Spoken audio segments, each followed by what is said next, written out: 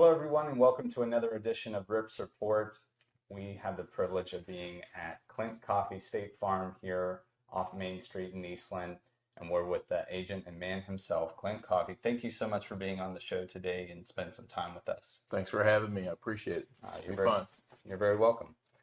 Well, we're going to start off like we normally do on this show, just getting to know a little bit about yourself. Could you tell us a little bit what you like to do, where you're from, what brought you to Eastland, and your background prior to your days at State Farm? Sure, be glad to. First of all, I want to thank you for having me, and I've enjoyed watching your other shows. They're always fun. So it's interesting commentary sometimes. So I look forward to that. No, it should be fun. I would say I grew up in Weatherford, so just down the road. Weatherford Kangaroo, and graduated from high school there in 1984, and all my family still lives in that area, so still there pretty often. Of course, that area's changed a lot. After high school, went to Baylor, got my degree there in financial planning and insurance. Believe it or not, they have an insurance degree there. Wow. There's only like 2 of us, I think, that were interested in majoring in insurance, but I was one of them. Wow. So after that, went straight to work for State Farm. I graduated on Saturday and went to work on Monday. So no time in between. And met my wife shortly thereafter, and kind of worked my way up through State Farm and kind of the management area, for the most part in claims. And so traveled a lot, storms, hurricanes, floods, wherever bad things were happening, usually big bad things. And got my master's degree in there while I was at Dallas Baptist. Got my MBA kind of in between there.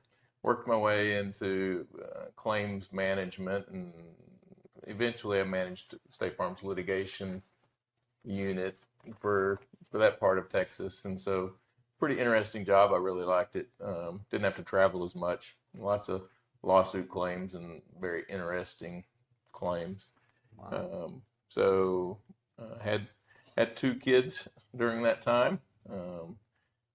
State Farm had kind of talked to me about moving to Bloomington, Illinois, which was their home office.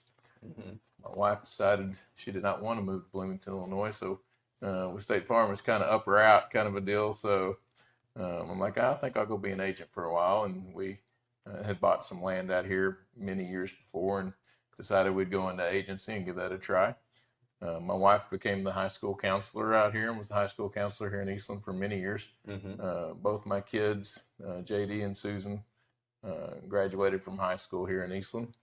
And so we've been here really since 2007 is kind of when we started moving out here permanently. After a few years, my wife decided she was going to be a State Farm agent too, and so now she's my big competition out of Breckenridge.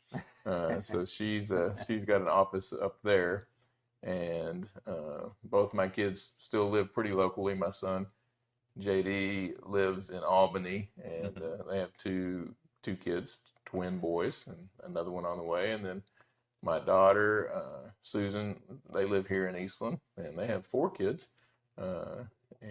So we get to see them all the time. So it's very nice. Wow. What a beautiful growing family you have there. Congratulations. Very blessed. Yeah, thank you. Well, thank you very much for giving that, history on your career. Now, originally, that I know you started right after your days at Baylor. What was it about State Farm Insurance that captivated you? I'm sure you had many options, and anybody at home that's watched TV for 30 minutes or more knows that you have tons of insurance options out there. Right. So what did you like about State Farm? I really liked when I started interviewing with them. They were very, even though they're big, they're a very familial company.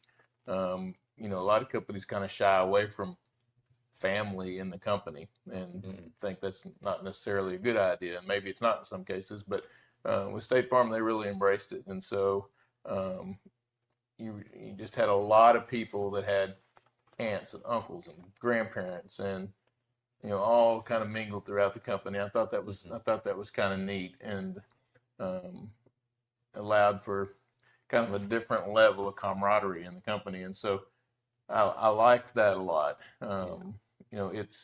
It was a very structured company, and I like structure. So everything's very laid out as far as how you want to advance within the company. Here's what you got to do. You do this, and you do this. So I like that also. So that appealed to me. Those are kind of two of the big things. They're also a very community involved company. State Farm agents are kind of they're a fixture in a lot of towns, and so I liked that about State Farm too. So that was probably three things that really attracted me to them. Awesome. So from the client perspective and a customer perspective, why do you think people should consider looking at State Farm for their home, life, fire, any type of insurance that you can cover? Right. Well, I would say for several reasons. One, I'll start with, here in Eastland, we are lucky. We have some really good insurance agents. We have a good community, and we all get along well. I mean, even though we're competitors, we try to help each other where we can. There might be a spot where I'm not good at something, or they're better at something, and so everybody does a really good job of trying to help each other where we can. So that's a blessing. That's nice, and you don't often see that. I'll be honest with you. Yeah. So it's kind of neat. We serve on boards together and we work together. State Farm, I think, distinguishes themselves, and I think my office distinguishes itself in a few ways. One, a lot of the companies that you see advertised now on TV are the 1-800 number companies. They're not going to have a local agent. They're purely going to be, here's the price and here's the 1-800 number and good luck. And so, and that may appeal to some people. It doesn't appeal to a lot, and it doesn't appeal to me. I mean, I feel like service is important, and I have a lot of, I have a large staff, a large team. I have, 7 full-time employees that are fantastic, and most of them have been with me for years. My wife's office is the same. She has, I think 6, and most of hers have been with her for years. One, we employ a lot of people in the community between the two of us. Right. We are very available. As far as contacting us, we get here early. We work late. We don't close for lunch. You can get us by text. You can get us by email. You can get us by phone. You can get us on Facebook about half the time. I mean, just a lot of ways to get a hold of us. And so I think what really distinguishes us is, we have very good hands-on service. A lot of companies you call and they won't even take your claim. It's just, here's the 800 number. We don't do that here. We sold it, and that's all we're going to do. We don't do any service. We do a lot of service. And so I think that really distinguishes us. And I think that is one of the things that appeals to me about State Farm. Right. Yeah, it's important to know, like, I'm actually going to talk to somebody that I've worked with, somebody I know, somebody in my community that, cares about my situation, right. that I'm going through. Yeah, and I get people that come in all the time that aren't insured here, that are just frustrated with click a button, hit one, and can't really get a straight answer from where they are insured, and want me to try to help them figure it out. So, and we do, but yeah.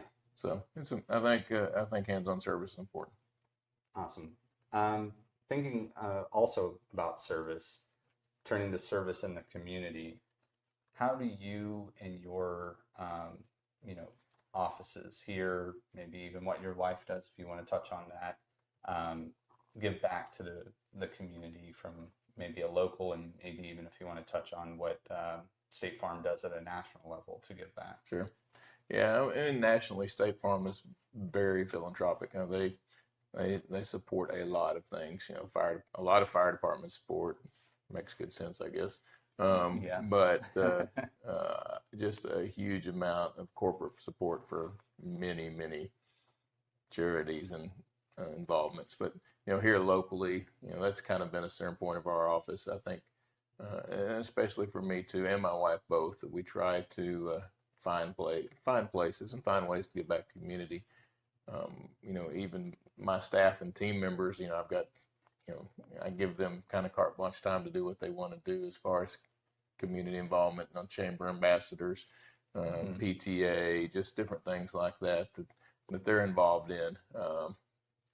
But I would say, as far as me, I really try to ingratiate myself in the community. I, really involved with the chamber, really involved with the library board. Been on that for a while, and really tried to work hard on the library. That's wonderful. Yeah, that was a great interview in space. Thank you. Yeah, it's something I'm proud of personally. Not that I did that much for it, but we've got a really neat library and spent a lot of time there. A lot of involvement with church, with ESO, kind of try to support them where I can. Eastland Sports, and then some of the other civic clubs. The Lions Club does great things. Try to support them. Really try to find opportunities to continue to help our town to be great, and which I think it is. And there's a lot of opportunities out there. There's things that you'd like to be involved with that you can't be. The guy from the guy from CASA was here last week, and it was just heartrending to hear how much they need CASA involvement in Eastland. Yes. And just a lot that you can do. And so I like to do what I can. Right. Well, thank you for all your philanthropic and needs, and giving your employees that space to give back as well. What would you say are the must-haves insurance-wise here in Eastland? That's a good question. Texas is kind of a unique place for insurance, and Eastland's in the heart of it, and so Texas kind of gets some of the best and worst of things. So we get hurricanes, we get grass fires, we get tornadoes, we get hailstorms. We kind of get it all, and so it, Texas from an insurance company's perspective is kind of sometimes their favorite place, especially to do houses. But so it's an area that I would say you want to very much be aware of hail, and I think everybody here is. It's probably it's our biggest claim is hail, obviously, or most common claims. The grass fires that we had a few years back were just absolutely devastating. I think a lot of people realized they needed to review things and make sure, hey, I added a building, I added some different things that I'd never told my insurance company about, or that needed to be on my policy. And so, going through and reviewing things every few years, I think is critical. And I think, the grass fires really brought that out to folks. So those are probably two of the things I would say are pretty important. I think one of the things that people kind of overlook sometimes is their liability insurance. That's your lawsuit coverage, that's your injury protection coverage, and on their auto policies, the state of Texas says you have to have a certain amount, and that amount's not super high, and it hadn't changed for years. Correct. And so, $30,000 or $25,000, which the state requires. It keeps you legal, but it might not be nearly enough for what you need if you got in a bad wreck, especially somebody that has assets. Right. And so that would probably be a spot that I would say people maybe don't generally think about how important it can be, especially anybody that has any assets they need to protect it all. Okay. So definitely things to consider, those of you with, maybe more than most, think about upping that type of coverage there. Now that we're getting back to school, what are some things that parents can do either for their child or the child can do themselves to lower their car insurance? Right. Yeah, so that's a good question, because that high school parking lot gets pretty exciting sometimes, especially at lunchtime. I think you can count on a wreck or two a year in that high school parking lot. Usually they're minor, so that's good. But there are some things parents can do, and I'll speak generally because every company's a little bit different. Right. But most companies, and ours included, are going to give some discounts for student drivers for a few things. One would be good grades. A lot of them give good grades discounts, and so making B's or better. We do, and probably others do, kind of have a student driving app that you put on your phone, and they drive for a week and they report for a week, and they would basically at the end of that time get a certificate saying that they had done that, and it's a discount on their policies as well. Okay. So some things like that they could definitely do. Generally speaking, if they can have their kid maybe not start out in the nicest car, maybe one that doesn't require comprehensive or collision, or one that they can tolerate having a really high deductible on, $1,000 or $2,000 for the kid's car. That usually makes a big difference for a youthful driver. Trying to really impress upon them how much difference one accident or one ticket makes for a youthful driver compared to others. Okay. And maybe with my kids, put a little fear into them, like, hey, if you get a ticket or you get in a wreck, you're going to pay the difference. So some things like that sometimes are helpful, that I would say. That would be some things you could do for sure.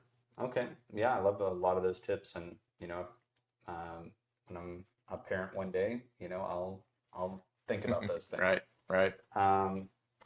So what has been the craziest insurance claim you've ever had to field? That is a good question. I have had a lot of very crazy claims, and mainly because I mentioned earlier I had managed our litigation unit, our lawsuit unit in Fort Worth, and liability claim unit, not always lawsuits. And so, over the years, we had a lot of different claims. Some of them, I don't know if crazy is the right description. Some of them were pretty sad. I mean, we had, lots and lots and lots of dog bite claims, lots and injury claims. We had murder claims, we had attempted murder claims, assault claims. Just right things you don't really think about coming under your homeowner's policy, and maybe not necessarily are covered under your homeowner's policy, but ones we had dealt with. So lots of those. I did have a claim that was a very unusual claim where a man was an Indian medicine man doctor, and he had a practice, and so he had a client who wasn't happy with his medicinal services, and so strangely we had a kind of a malpractice suit for an Indian medicine man. So that was pretty strange. That was pretty different. Wow. And a lot of unusual defenses come up in that kind of a medicine. So that was different, and it was kind of a fascinating claim. Just one I don't know how we managed to get it insured, but at any rate, we had it. So that was interesting. We had a lot of, you're young, so you may not remember this, but many years ago, Texas A&M had a huge bonfire. Yes. Just a giant bonfire, not just like a bonfire like this was enormous construction equipment and crews, and it was giant. It took them weeks and years or months to build it. Right. And it collapsed. And several kids died, and several kids were injured, and there were a lot of lawsuits that arose out of that, and a lot of claims that arose out of that. And so, because kids had different levels, some were supervisors on this site, and so they got sued under supervision and construction things, and so lots of claims and lots of lawsuits came out of that. We managed and handled several of those, and so those were sad, but they were very interesting claims. Yeah, I've been to that site at Texas A&M.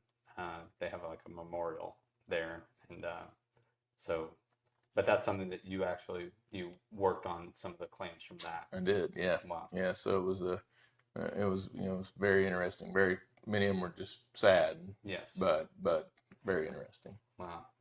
Well, once again, thank you for, bearing some of that. That's a heavy load, dealing with that emotional stress that comes with the job as well. Now, are you running any promotions maybe in the near future, or just an opportunity for people to maybe take advantage of a good opportunity? Right. I wouldn't call it a promotion, but I would say there are certain times of the year when people can do certain things around health insurance. And so there's an open enrollment period for what everybody calls Obamacare. It's really the healthcare marketplace, and that starts in November and runs till mid-December. I don't sell that anymore, but I'm pretty familiar with it, pretty knowledgeable on it. So I do talk to a lot of people about how that works. But then even sooner than that, in October, it's what everybody calls the Medicare open enrollment period. Starts October 15th and runs till December the 7th. It's a pretty busy time for me. I'm pretty involved in kind of how Social Security works, how Medicare works, Medicare Advantage plans work, Medicare drug plans work. So I get a lot of conversation during that time. And so I would say people are going to start getting a lot of phone calls and letters from, now it's enrollment time. You need to think about what you need to do or not do. And so that would be something I would say. I would say I get a lot of folks that come in that, I hate to use any other word but tricked, but get tricked out of the plan that they're in that's perfectly fine with whatever company it is. It doesn't have to be mine. Right. Sometimes as they age, they can get sold things that don't fit them or that are not the best choice for them, and it's a sad situation. And sometimes it's hard to fix. Yeah. Sometimes it's fixable and sometimes it's not. But it's a good time for people to, if they want to review their drug plans, they can switch their Medicare drug plans. If they want to change their Advantage plans, they can change their Advantage plans. If they wanted to go from a supplement to Advantage plan, they could do that during that time. But may or may not be a good idea. It really depends on the individual. But I would say that's coming up real quick. And so if folks have any questions, or they're not sure, or they're hearing things that they're not sure make sense, call me or call somebody that knows about what's going on, and maybe we can have a good discussion, and maybe keep them from doing something that they'll regret. Or maybe give them an opportunity to do something different that gives them some financial breathing room. Right. Well, definitely, encourage you to seek counsel. Don't make an uninformed decision. Don't make a rash decision. Just because you see something flashy, in a pamphlet or something in the mail. Right. Talk to somebody. Talk to a couple people first. And that'd be a good resource to talk with you and go from there. Right. Since this is the Rip Report, we have a few fun questions inspired by Old Rip, the legendary horn toad, just down the road from us here. Right. Who or what would you like to rip a new one? Well, that's a great question too. Then I think from an international perspective, and I follow politics pretty closely and things like that. The guy over in Russia, Putin, I'd probably like to rip him a new one. And maybe get him out of Ukraine and leave people alone and quit killing people over there. So I would say that would be on a global scale. I would say let's do that. I don't think he's a good guy, and I think most people would probably agree with that. Yeah, I certainly don't appreciate with all these meetings that he's had with our President Trump. The bombings and the attacks that happen. Right, he's like toying with us. Right. Right. And I don't appreciate that from any world leader. Right. The timing of it just sounds like he's trying to toy with Right. us, but he's always trying to toy with us. Oh yeah. Right. That's a good answer. Yeah, and then maybe on a more local level, football season's coming up, right? So I'm a big fan of Baylor University. So they have a big game against Auburn on a week from tomorrow. So I would like for them to maybe rip Auburn up a little bit. And then, of course, the Mavericks start. They have a scrimmage tomorrow night, but they have the first game of the week after that. Yeah. And so I would love to see them just rip through district and just do well this year. And I love football. I love to watch it. So I like to talk about it. So that would be my answer to that question. Amen. Amen to all that. And go Mavs. Right. Now, I'm a frog myself. I know that. That's a rip between us. I'm wearing green in honor. I thought you were a frog, and it used to be Baylor and TCU had we were pretty competitive there for a while. So yes, very competitive for a while, but that's okay. All right, we'll see you here in this season, and we'll see what happens. Right. Bears got us last year. Right. Last Old Rip related question. If Old Rip was alive today, what do you think he would have to say about Eastland? Well, I think he would be super excited about Eastland. I mean, one, we honor him. We have a giant parade for him. Yeah. We have a big party for him in October. I think he would probably say, "Everybody come to my party." So first week in October, feel for sure he would say that. I think he would like Eastland. He'd be proud that he was from here, I guess is the right description for a horny toad. I think he would, talk to folks about how friendly it was, how easy it is to get to know people, how easy it is to kind of move into this community and get accepted.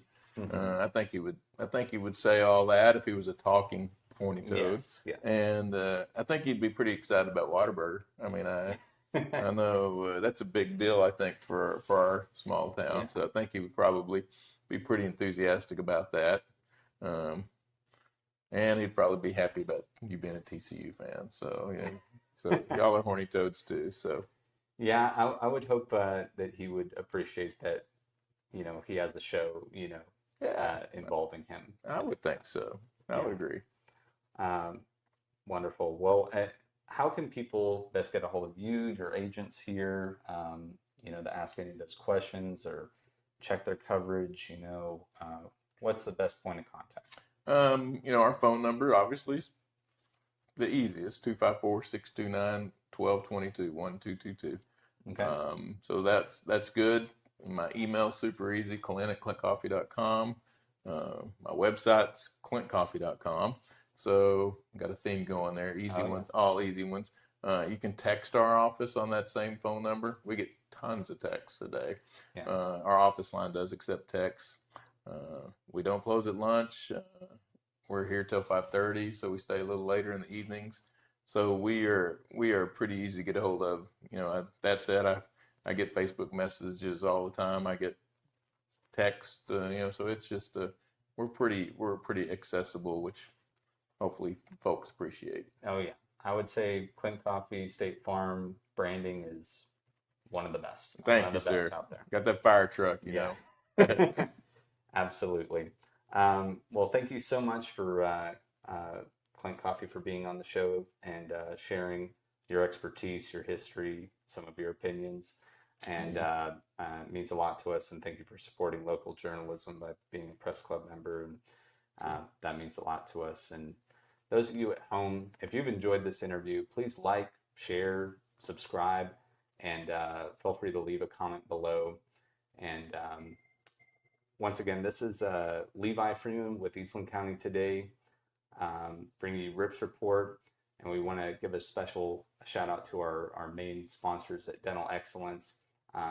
Feel free to reach out to them with any of your dental needs. They'll be happy to help you. And until next time, stay ripped.